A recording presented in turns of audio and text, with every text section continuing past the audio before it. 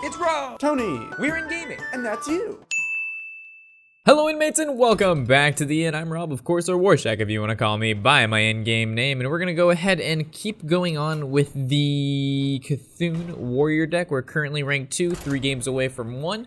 So ideally, we can go ahead and pull off these 3 wins in this episode. If not, it'll be a little bit longer, but ideally we can do it. I think we can hit rank 1 today. I'm going for Legend today, boys. I've got about 2.5 hours to play. If we win every single game, we can get there.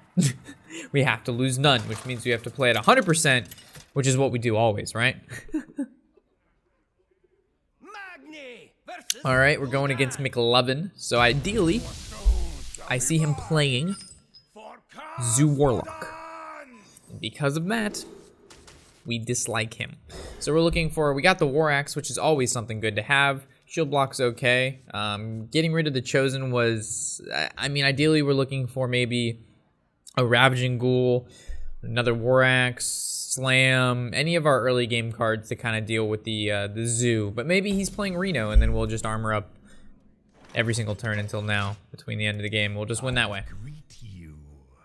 So he replaced everything but one card in his hand. He kept the card on the far left-hand side, this one up here. So if he plays that, and it's like maybe a 1 or 2 drop, oh, he played nothing.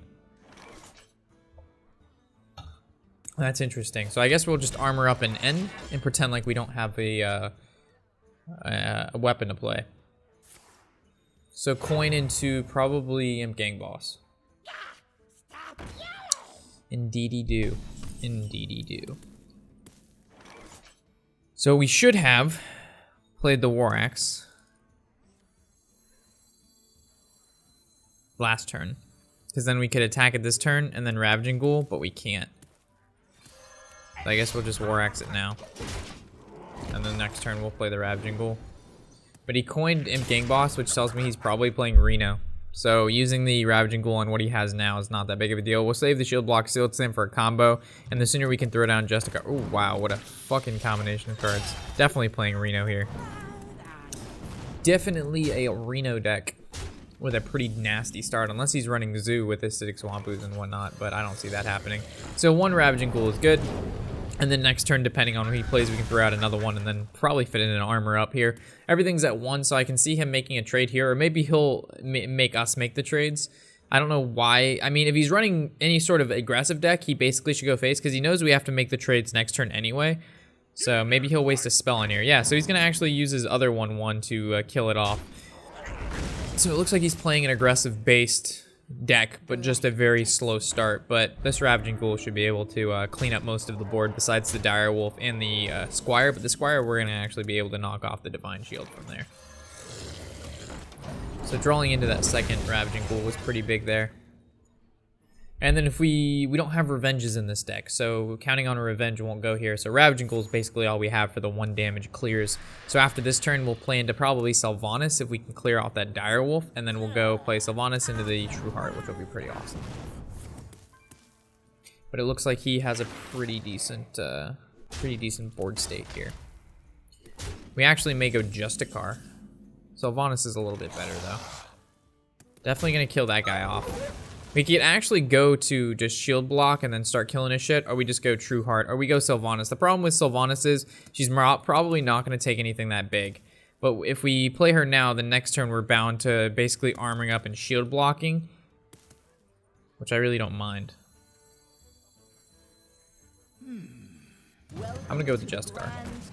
It's a little bit more defensive, but I think in the long term it'll be better.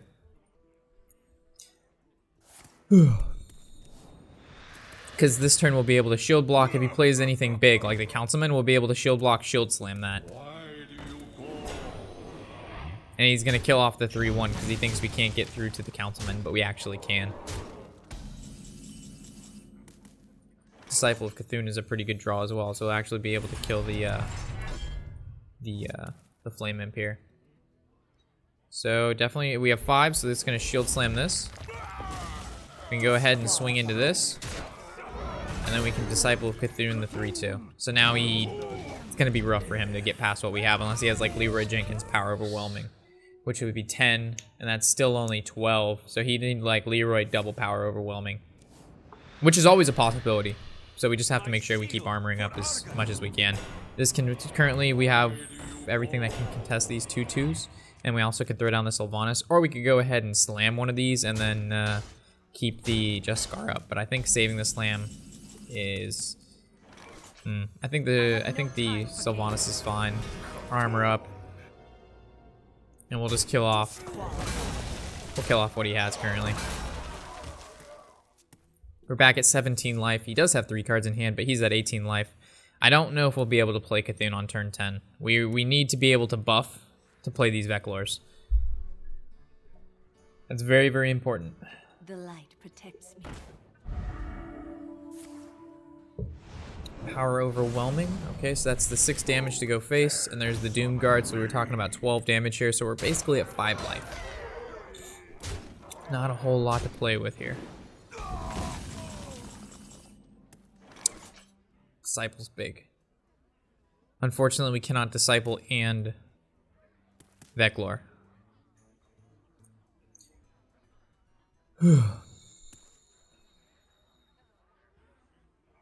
So we could Bran into Disciple, kill off this, attack Sylvanas into there, and then slam it down. And then we can actually take his 1/1. So we're gonna Disciple this. And then if he top decks something. Let none survive. I guess we can attack first, right? Because if we get it, then we can just armor up. But if we don't get it, then we'd slam. Because then we don't armor up, and if he draws Power Overwhelming, we lose. Yeah, so I know we draw a card that way. It's better this way. Yeah, so we take it, and now we can armor up.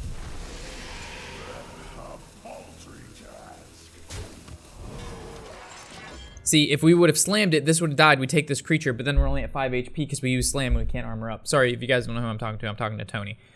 So this way, if we did happen to take it, if he top decks dealing 4 damage, which is highly probable considering he got Dark Peddler and he probably got a Power Overwhelming or a Soulfire, we would have just lost. But we were able to 50-50 chance it with a Doom Guard. So we didn't have to slam, therefore having the ability to tank up. And we couldn't play the Disciple and the Veclor in one turn because we only had 9 mana. So, and now we just play Cthulhu and do 24 damage. Never mind. He did get the Soulfire. No, that's how it is. No, because your mouse is moving at the same time. I know, that's just how it is. It's shitty. So if we have 12, he's at 11, we swing into here, and he's at, no, that's not lethal.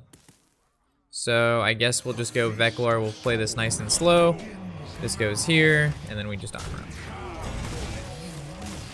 And then he can Sami Das. Yeah, it's always just like this late. If it is lagging, then there's nothing I can do. It'll just be a laggy video, but I don't think it's lagging. It's normally always like that. Because your gameplay is perfectly in time. I know, it's fucking bad, right? There's nothing I can do about it.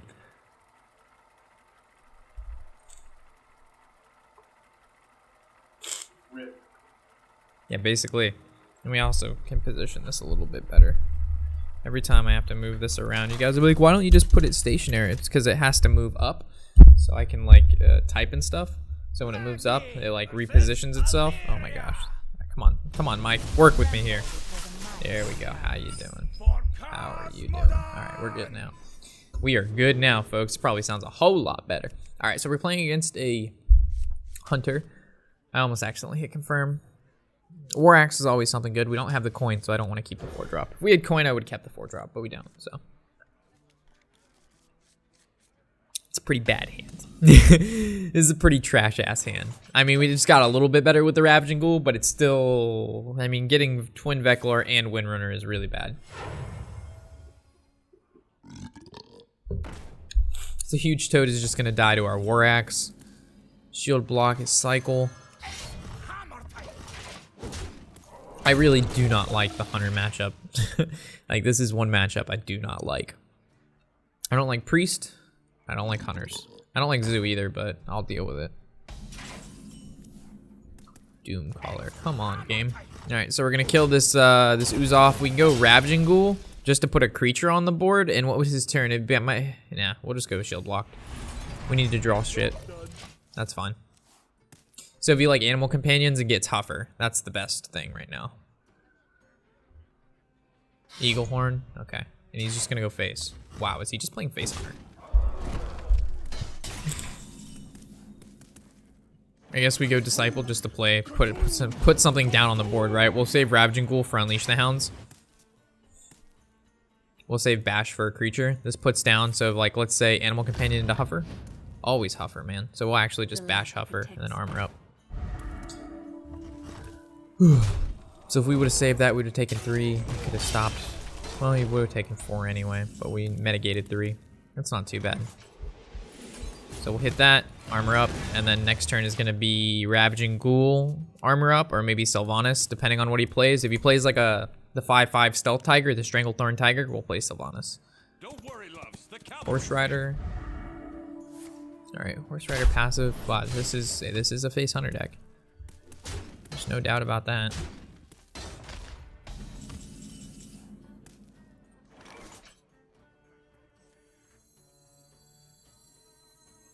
I think we're gonna go with the Cthulhu's Chosen and armor up, and the reason being is we have 2 Cthulhu activators in our hand, and it's very important that we be able to play these, so I actually value this guy. And also he can swing into one of his dudes, and then we can go ahead and play Ravaging Ghoul.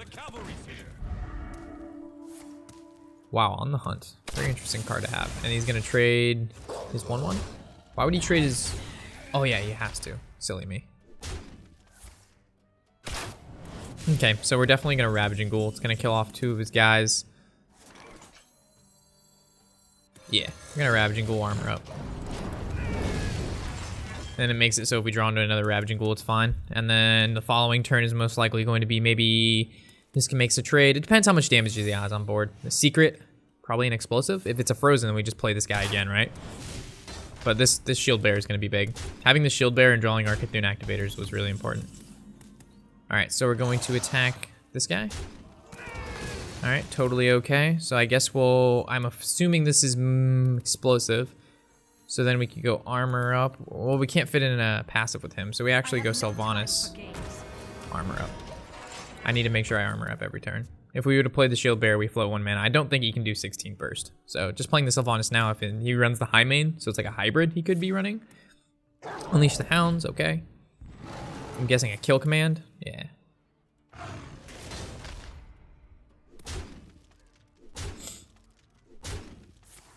Okay. So then we just go to the shield bearer. Ravaging Ghoul is pretty good, but we can't afford to take that risk.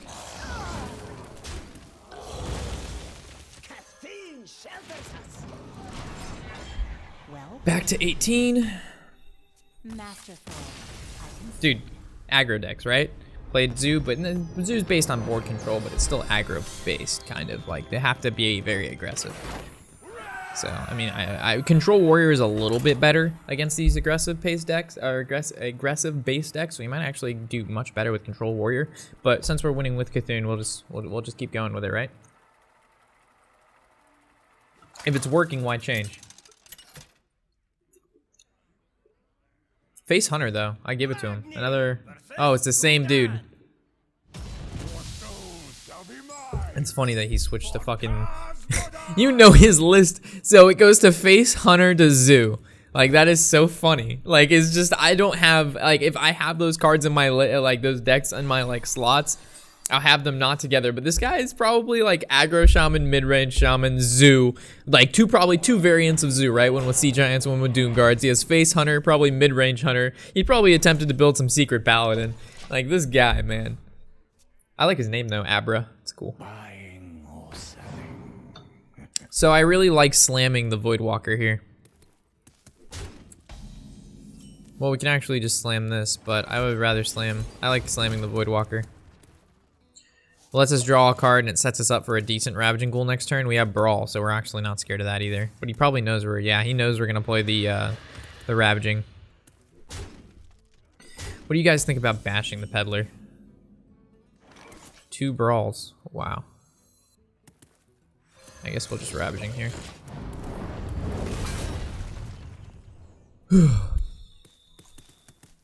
He could be playing... Nah, it's not going to be any hybrid. The Abusive Sergeant, Direwolf. Okay, that works. So we'll bash the Direwolf.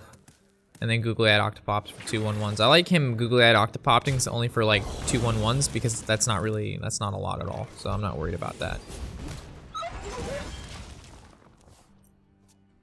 Like, it's when they get like 7/1/1s and we don't have Ravaging Ghoul, and then we just don't want to brawl out a bunch of 1/1s. That just hurts. Shield, nah, even Shield Block is the best card here. I really don't want to use Shield Slam and an Execute, and I don't want to waste Brawl because the Voidwalker lives. It's bad. So I guess we have to.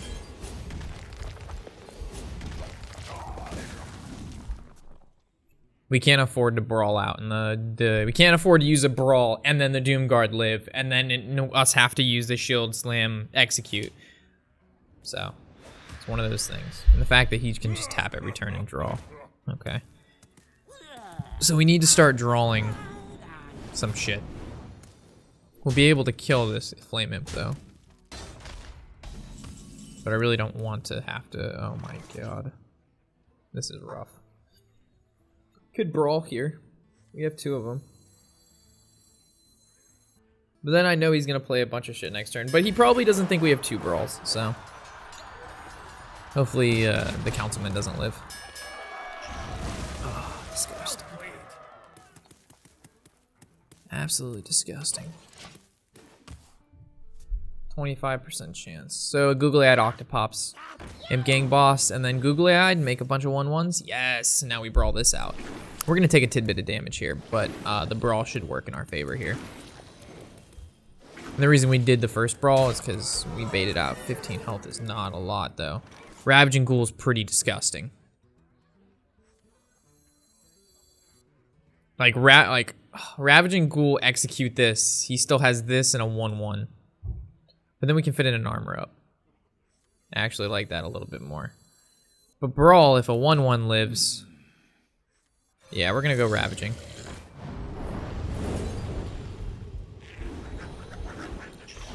And then we're gonna execute this. Then we can fit up a nice armor up. I value, like, Brawl, like, our one card, our Ravaging Ghoul, is able to clear most of his board, right? And... Oh my god. We didn't have to use the Brawl, so now we'll actually use the Brawl here. And, oh no, he actually made the trade, and he tapped last. Good job. So we'll Brawl here. Hopefully the 2/1 lives. Unless we draw a Shield Block. Alright, Shield Block actually takes precedent, because if we can Shield Block, Armor Up, Shield Slam, or we Brawl. The problem is if we Brawl, and again this lives, we're fucked. So I like going for the armor. I wish we had one more mana and then we could have coined out the Chosen, but it's fine. So hopefully he plays like 3 creatures here. So he taps, plays like a Flame Imp, another Imp Gang Boss, a Defender of Argus, a Squire. Play this card in your hand. If he doesn't play this, oh my gosh, this is what I'm talking about. These Zoo players, man, they just fucking throw up on the board. They just play every single fucking card they have with like no regrets for anything. It's just, it's disgusting that you can win with this. Like fuck, like, dude, Zoo, man. Like the deck is so dumb. All right, rank 1. Let's print screen that so we can throw it up on our Instagramo. This is actually going pretty well, so we're pretty close to legend. Nice, nice, nice. I think we're going to continue on with the Cthulhu Warrior. Everything seems to be going well with it so far. So, I'll catch you guys in the next episode from Cthulhu Warrior at rank 1. As always, guys, I'm Warshak, of course, and happy whatever the hell day it is.